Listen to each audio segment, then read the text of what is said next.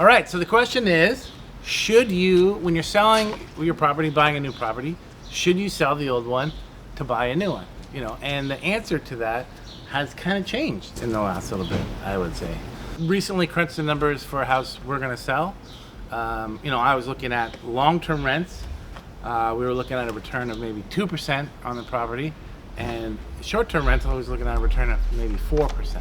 So, you know, that's actually not that compelling. Yeah. I found personally this tends to happen when you've got two couples coming together and they've both got a condo sometimes, and they go, and they're fortunate enough, maybe we can buy our house, a smallish or smaller house, and keep one condo so we as an investment. That happens quite a bit. And they're very fortunate to be in that position, so they go, oh, we want an investment property.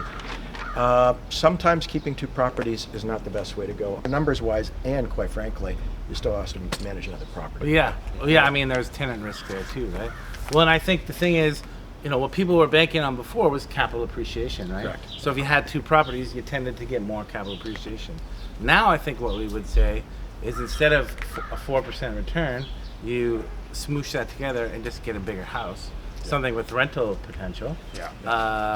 You know, and then you get that capital appreciation, and you don't have to have a crappy return on investment. There's so many reasons now actually to go bigger on your house versus really loading up on your primary residence rather than keeping a smaller investment condo, for example. There are many, many reasons, taxes being one of them, headaches being another one. So we're leaning towards that direction, and it's part of us keeping it real because, you know, I mean, at the end of the day, we do a lot of investment condos and what have you, but it's very possible it's not the right move for it depends. Like I said, and we'll tell you, no, keep this property because it's going to appreciate.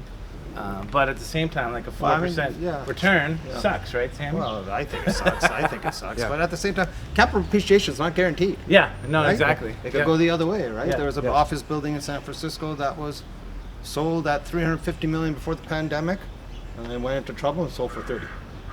$30 million. $30 million. Wow. Let's talk about Skydome. No, let's not talk about it. So, as taxpayers.